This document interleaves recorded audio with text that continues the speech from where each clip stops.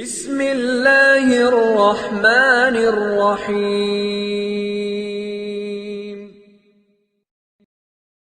بسم اللہ الرحمن الرحیم وبہ نستعین۔ نسیم صبح کا پیغام لے کر حاضر خدمت ہیں۔ آج ایک بہت اہم نقطے پر ہم بات کرنا چاہتے ہیں۔ ہمارے بھائی بہن اللہ کے فضل اور اس کی توفیق سے درود شریف کی تعداد میں اضافہ کر رہے ہیں۔ 1000 پڑھنے والے 2000 پڑھنے والے بن گئے، 2000 والے 5000 والے بن گئے، 10,000 والے 50,000 والے، لاکھ والے لاکھوں والے بن گئے۔ الحمدللہ اللہ کا فضل ہے۔ یوں تو درود شریف کی یہ صفت ہے، درود شریف کا یہ خاصہ ہے کہ درود شریف پڑھنے والا آدمی درود شریف کی برکت سے متقی اور پرہیزگار بن جاتا ہے۔ یہ درود شریف کی فطرت ہے، درود شریف کی صفت ہے، درود شریف کا خاصہ ہے، درود شریف کی برکت ہے، اس میں کوئی شک نہیں ہے۔ لیکن ایک چیز جو ہم سب کی ذمہ داری ہے، ہم درود شریف ہمیں متقی بنائے، یعنی درود شریف کی صفات ہمارے اوپر ظاہر ہوں پھر ہم متقی بنیں، ہمیں اس کا انتظار نہیں کرنا چاہیے، بلکہ ہمیں تقوی و طہارت کی سلسلے میں اپنی کوشش بھی بڑھانی چاہیے۔ جیسے ہم درود شریف کی تعداد کو بڑھانے کی فکر کر رہے ہیں، ایسے ہی ہمارا تقوی و ہماری طہارت بھی بڑھنی چاہیے۔ اس کے لیے ہمیں کوشش کرنی چاہیے۔ پہلے ہم 5 وقت کی نماز نہیں پڑھتے تھے، اب اللہ کے فضل سے ہم نمازی بن گئے۔ پہلے ہم صرف 5 وقت کی نماز پڑھتے تھے، اب ہم نے اشراق بھی شروع کر دی ہے۔ پہلے ہم اشراق پڑھتے تھے یا کچھ دن سے پڑھ رہے ہیں، تو اب ہم نے چاشت شروع کر دی ہے، ہم نے چاشت بھی شروع کر دی ہے، اب تھوڑا سا اس کو وقت ہو گیا، اب ہماری اور ترقی ہونی چاہیے، اب ہم اوابین پر آ گئے ہیں، اور تھوڑا ترقی ہونی چاہیے۔ ہم نے باوضو رہنے کا اہتمام شروع کر دیا ہے، اور تھوڑی ترقی ہو گئی ہے، تو ہم نے تحیۃ الوضو پڑھنا شروع کر دیا ہے، مسجد میں جاتے ہیں تو تحیۃ المسجد پڑھنا شروع کر دیا ہے۔ اور ترقی ہوئی ہے کہ اب ہم نے تہجد میں اٹھنا شروع ہو گیا ہے، اللہ کے فضل سے اب ہم تہجد میں اٹھنے لگے ہیں۔ اور ترقی ہوئی ہے، اب ہم نے قرآن پڑھنا بھی شروع کر دیا ہے، قرآن کو اس کے معنی و مفاہیم کے اندر، اس کے معنی و مطلب کے اندر بھی ہم غور کرنے لگے ہیں۔ اس طرح سے ترقیاں ہمارے اندر ہوتی رہیں۔ ہم اس کا انتظار نہ کریں کہ جب درود شریف کی برکت ظاہر ہوگی تو ہم اپنے آپ ہی متقی بن جائیں گے۔ بھئی یہ بات ٹھیک نہیں ہے۔ درود شریف کی برکتیں ظاہر ہو کر رہیں گی، یہ ہمارا یقین ہے، ہمارا ایمان ہے، اور ہم اس کو بار بار آپ سے ریپیٹ کرتے رہتے ہیں۔ درود شریف کی برکتیں ظاہر نہ ہو ایسا نہیں ہو سکتا، انشاءاللہ ایسا نہیں ہوگا۔ درود شریف کی برکتیں تو ظاہر ہو کر رہیں گی، یہ ہمارا یقین ہے۔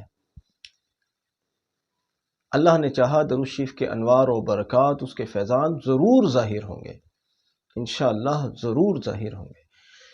درود شریف کی برکتیں ظاہر نہ ہوں اس کی تو کوئی وجہ ہی نہیں ہے، یہ تو بات سمجھ میں آتی ہی نہیں۔ لیکن زہد اور تقوی کے سلسلے میں ہم درود شریف کی برکتوں کے ظاہر ہونے کا انتظار نہ کریں، بلکہ تھوڑی اپنی طرف سے بھی ہم کوشش کریں۔ بعض لوگوں کو عادت ہوتی ہے موسیقی سنتے ہیں، ہوتی ہے، اپنی اپنی بیماریاں ہیں، اللہ ہم سب کو محفوظ رکھے۔ بعض لوگوں کو موسیقی سننے کا مرض ہوتا ہے، گانے وغیرہ، میوزک۔ کسی کو گالیاں دینے کا ہمارے معاشرے میں بعض لوگ، سب تو نہیں، بڑے اچھے اچھے لوگ بھی ہوتے ہیں، بعض لوگ بڑی گالیاں نکالتے ہیں زبانوں سے۔ گالیوں سے میری مراد ہے فحش کلمات، کسی بھی طرح کے فحش کلمات وہ نکالتے ہیں زبانوں سے۔ تو اب درود شریف پڑھنے والے کو اس پر شرم آنی چاہیے کہ یار میں اسی زبان سے درود شریف پڑھتا ہوں، اسی زبان سے گانے گاتا ہوں، دنیا کے عشق کے گانے گاتا ہوں، اسی زبان سے میں درود شریف پڑھتا ہوں، اسی زبان سے میں کسی کی غیبت کرتا ہوں، اسی زبان سے میں درود شریف پڑھتا ہوں، اسی زبان سے کسی کو گالیاں دیتا ہوں۔ نا، پاکیزہ بنائیے اپنی زبان کو اور پاکیزہ زبان سے درود شریف پڑھیے۔ خاص طور سے میں خواتین سے عرض کرتا ہوں تقریباً 30%، 30% ہمیں خواتین دیکھتی ہیں. تو میں ان سے گزارش کرتا ہوں کہ آپ کے صنف کے اندر بڑا مرض ہوتا ہے غیبتیں کرنے کا، غیبتیں کرنے کا بڑا مرض ہوتا ہے. تو اس لیے آپ کو بدرجہ اس کا اہتمام کرنا چاہیے کہ جب کوئی خاتون آپ کے پاس آ کر بیٹھے یا آپ کسی دوسری صاحبہ کے پاس جا کر بیٹھیں تو وہاں کام کی بات اتنے تسلسل سے جاری رکھیے کہ آنے والی کو یا آپ کی متعلقہ کو اس کی فرصت ہی نہ ملے کہ وہ غیبت کے پہلو کو چھیڑے. اتنے تسلسل سے کام کی باتیں، دین کی باتیں. کام کی باتوں سے مراد یہ ہے کہ جس کام سے وہ آئی ہے یا جس کام سے آپ گئی ہیں اس کام کی بات کریں. کچھ اور بیٹھنے کا ارادہ ہے وہاں تو اس میں درود شریف کی بات، کچھ روزے نماز کی بات، کچھ پردہ و حجاب کی بات، کچھ اور کام کی باتیں اس میں شروع کیجیے، تاکہ کہتے ہیں نا خالی دماغ شیطان کا گھر. جب آدمی خالی رہتا ہے تو اس میں عجب عجب وسوسے آتے ہیں، یہ کر لو، وہ کر لو، وہ کر لو، وہ کر لو. اور جب دماغ کو مصروف رکھیں گے آپ تو پھر انشاءاللہ اس میں وساوس نہیں آئیں گے. اس لیے اپنے اندر زہد اور تقوی کی فکر کی جائے. ہمارا تقوی دن بدن بڑھ رہا ہو. ہمارے تقوی کے اندر ایک یہ نہیں کہ یہاں آ کر اسٹینڈ ہو گیا ہے. اسٹینڈ نہیں ہو، چلتا رہے اور نہ کم ہو. چلتا رہے، چلتا رہے، چلتا رہے، چلتا رہے. یہ اصل میں یہ ایسا فیلڈ ہے کہ اس کی انتہا کچھ نہیں ہے، اس کی انتہا نہیں ہے. اگر آپ عارف باللہ بن گئے ہو تو ابھی عرفان میں یعنی عارف باللہ بننے میں ابھی آگے کے اسٹیپس بہت ہیں، بہت ہیں، اور اتنے زیادہ ہیں کہ آپ کی زندگی تو ختم ہو سکتی ہے لیکن اللہ کی معرفت ختم نہیں ہو سکتی. قیامت تو آ سکتی ہے مگر اللہ کی معرفت ختم نہیں ہوگی. اگر اللہ کی معرفت ختم ہو جاتی، نعوذ باللہ، نعوذ باللہ، نعوذ باللہ، تو حضرات ملائکہ کو عزازیل سے، جس کو آج شیطان کے نام سے جانا جاتا ہے، ابلیس ملعون سے، جبکہ وہ ہدایت پر تھا اس وقت، تو اس سے معرفت کا درس لینے کی ضرورت نہیں پڑتی کہ سب سے زیادہ مقرب فرشتے ہیں اللہ کے.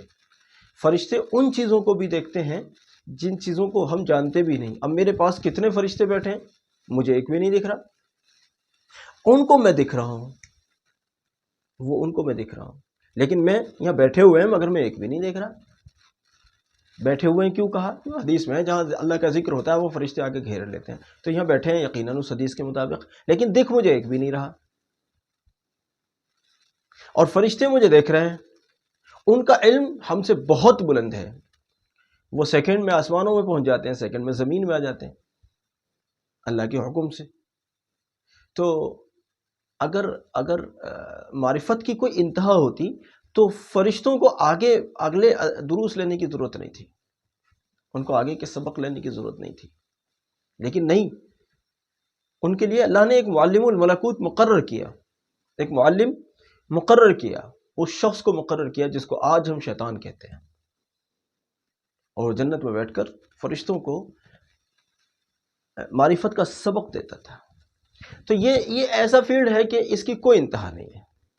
اگر آپ کے اندر پہلے کے مقابلے تبدیلیاں آ رہی ہیں تو اپنے کو ولی اللہ نہیں سمجھنا کہ ہم تو کامل ہو گئے صاحب، ہم تو پہلے یہ کرتے تھے، وہ کرتے تھے، اب یہ بھی سدھار آ گیا، اب تو ہم ولی اللہ بن گئے. بس یہ بات گڑبڑ ہے. آپ چاہے جو بھی بن جائے، اپنی نگاہ میں کچھ بھی مت بننا، یہ بہت ضروری ہے. حدیث میں ہے کہ نبی صلی اللہ علیہ وسلم کی دعاؤں میں ایک دعا ہوتی تھی، اللہم اجعل فی عینی صغیرا وفی عین الناس کبیرا. اللہ مجھے میری نگاہوں میں چھوٹا بنا دے اور مخلوق کی نگاہ میں بڑا بنا دے. اگر ہم اپنی نگاہ میں ولی اللہ بن گئے تو ہماری ترقی رک جائے گی، یاد رکھیے گا. اپنی نگاہ میں وہی آپ بنے رہنا، اللہ میں نے جھوٹ بھی بولا، اس موقع پر اس کو دھوکہ دیا، اللہ میں نے اس کا مال بھی غصب کیا، اللہ اس کا یہ کیا، اللہ یہ بھی گناہ کیا، یہ بھی گناہ کیا. اپنے گناہوں کو یاد رکھیے گا، اپنے گناہوں کو یاد رکھیے گا. میں رشیف کے متعلق ایک بات یاد آئی کہ ایک بڑے بزرگ کو پڑھ رہا تھا، بڑے بزرگ کے حالات پڑھ رہا تھا. کسی بزرگ نے لکھا کہ میں نے ان بڑی ہستی کو، بڑے بزرگ کو میں نے خواب میں دیکھا ان کی وفات کے بعد، ان کی وفات کے بعد۔ تو میں نے پوچھا کیا ہوا، کیا بنا آپ کا، بخشش ہوئی؟ کہنے لگے کہ اور اتنے بڑے بزرگ ہیں، اتنا سب کچھ کیا انہوں نے، آج بھی ہم ان کی کتابیں پڑھتے ہیں، ان کا نام آج بھی چلتا ہے۔ ان سے پوچھا بھئی کیا ہوا آپ کا؟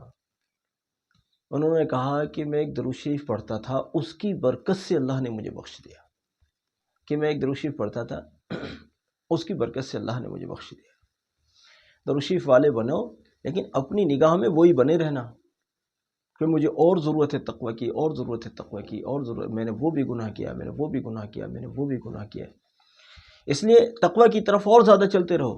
جہاں درود شریف کی تعداد بڑھ رہی ہو، وہیں اللہ کی محبت بھی بڑھ رہی ہو، اللہ سے تعلق بھی بڑھ رہا ہو، اللہ سے تقوی بھی بڑھ رہا ہو، اللہ کا خوف ہمارے دلوں میں آ رہا ہو، اللہ کی محبت بھی ہمارے دلوں میں آ رہی ہو۔ یہ بہت ضروری ہے، اللہ کی محبت بھی آ رہی ہو اور اللہ کا خوف بھی آ رہا ہو، اللہ پر بھروسہ بھی بڑھ رہا ہو، اللہ کا خوف بھی بڑھ رہا ہو۔ یہ چیز اللہ رب العزت ہمارے دلوں کے اندر تقوی پیدا فرما دے، یہ بڑی نعمت ہے، بڑی نعمت ہے، بڑی نعمت ہے۔ اور تقوی ایسی چیز نہیں ہے، ہمارے ہندوستانی مسلمان چونکہ انہیں کچھ کرنا نہیں ہوتا، معاف کر، میں تو بہت ہی، ان لوگوں کو میری بات بڑی بری لگتی ہوگی، ہمارے ہندوستانی مسلمانوں کو چونکہ کچھ کرنا نہیں ہے، انہیں کچھ کرنا نہیں ہے۔ جس نے نماز پڑھ لی وہ سمجھتا ہے میں بہت بڑا علامہ بن گیا، کسی نے حج کر لیا تو وہ تو پتہ نہیں کتنا بڑا علامہ بن گیا، کوئی جماعت میں چلا گیا وہ ہمارا ابا بن جاتا ہے، کوئی کسی نے اور کوئی کام کر لیا وہ پتہ نہیں کیا کیا بن جاتا ہے۔ تو ہم لوگ تو بالکل ایسے ہی ہیں، بس جو تھوڑا بہت کر رہے ہیں وہی سمجھتے ہیں ہم نے سب کچھ کر لیا، ہم نے سب کچھ کر لیا۔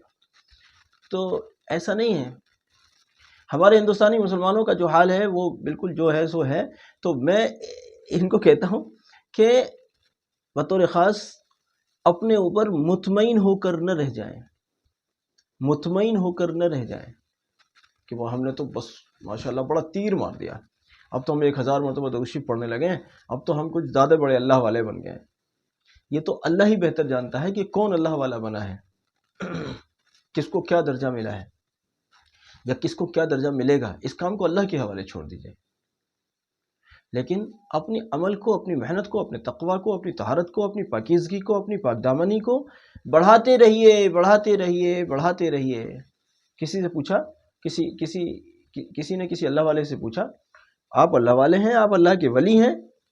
فرمایا ابھی نہیں بتا سکتا، ابھی نہیں بتا سکتا، اگر میرا خاتمہ ایمان پر ہو گیا تو پھر الحمدللہ میں اللہ والا ہوں، اور اللہ کی پناہ، اللہ کی پناہ، اللہ کی پناہ، اگر میرا خاتمہ ایمان پر نہیں ہوا تو پھر میں اللہ والا نہیں ہوں۔ تو اس لیے ڈرتے رہنا ہے اللہ سے، جڑے بھی رہنا ہے اللہ سے۔ اللہ ہماری مدد فرمائے، ہماری نصرت فرمائے، ہمیں زہد و تقوی کی توفیق عطا فرمائے۔ جزاکم اللہ، السلام علیکم ورحمۃ اللہ۔